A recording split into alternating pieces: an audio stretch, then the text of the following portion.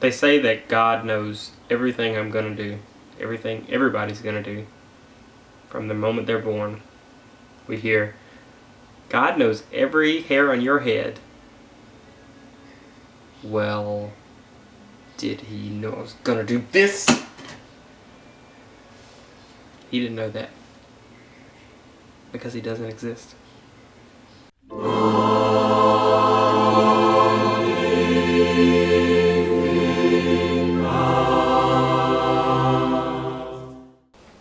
Alright, so today I'm going to talk to you guys a little bit about free will and some of the problems I find with it as it concords with Christian theology. So what's the definition of free will?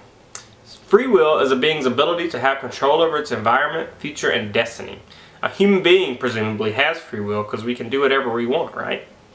A rock does not have free will and is a slave to the blind forces of physics. Similarly, a computer program doesn't really have free will because it's just being controlled and dominated by what the developers and designers designed it to do. So humans have free will, supposedly, and I have really 3 issues with this, and I'm going to go over each one of these points individually. Point 1. Free will is impossible if God is omniscient. Now, by definition, omniscience means all-knowing. So the Christian God is, we're told, is omniscient, omnipotent, and omnipresent, meaning he's all-knowing, all-powerful, and all-seeing. That means not only does he know how many hairs you have on your head, but he also knows what you did when your teacher wasn't looking in school. He knows what you're thinking about at this very instant, and he knows the exact details of what you're going to do, say, July 4th or next Christmas. He knows exactly what's going to happen when you cross the street. He knows what meal you're going to order tomorrow. I mean, this guy supposedly knows everything, and he has a plan for you. It's all part of God's plan, as we hear. Now, how can you claim that you have free will if your God already knows every single circumstance of your life? There can only be 2 possibilities in the Christian theology. Either A, God is not all-knowing and doesn't know the choices we're going to make, or B, God is all-knowing and free will is just an illusion. You can't have it both ways. It's only one or the other. Those 2 things are mutually exclusive. I don't understand how this problem gets ignored by so many presumably intelligent Christians, and it happens right in the first book of the Bible. If you look in the fairy tale that is Genesis that talks about the story of Adam and Eve, God either knew that Adam and Eve would fail his test, showing that he is indeed omniscient, but free will isn't really real, or God didn't know that Adam and Eve would fail, showing that free will does exist, but God isn't really all-knowing. Point 2. You have the free will to believe in me, or burn in hell. Is it really free will if the alternative is an eternity in hell? That's like me telling a kid that he has to eat all of his broccolis and carrots, or I'm going to beat him to death with a baseball bat forever and ever. I'm just going to keep beating this kid like senseless until the end of time, which eternity is a pretty long time. How is that really a choice?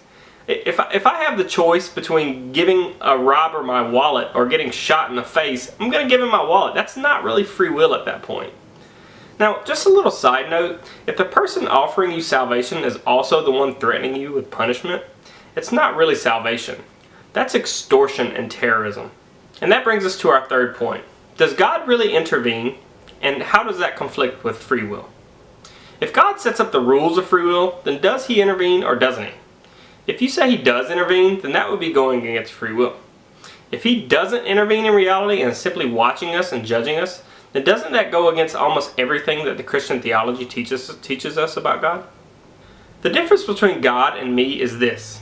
If I saw a little girl being raped or beaten, if I saw a puppy being beaten, if I saw a child or 8,000 or so children a day starving to death, I would intervene immediately. I would not care anything about free will. I mean, I would help these people right now. That's the difference between me and this supposed God that exists.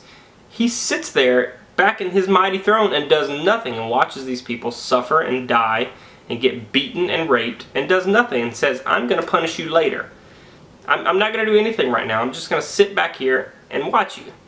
I mean, I don't care how moral of a person you think you are. I promise you, you are more moral than your God. you would not sit there and watch anyone get raped and do nothing about it. Alright guys, I hope you enjoyed the video. These are my thoughts only. Atheism is not dogmatic, which means that we don't have to subscribe to any thought of belief other than the fact that we don't believe that there's any evidence for the existence of God. So if you guys enjoyed, like, comment, and subscribe, and have a great day.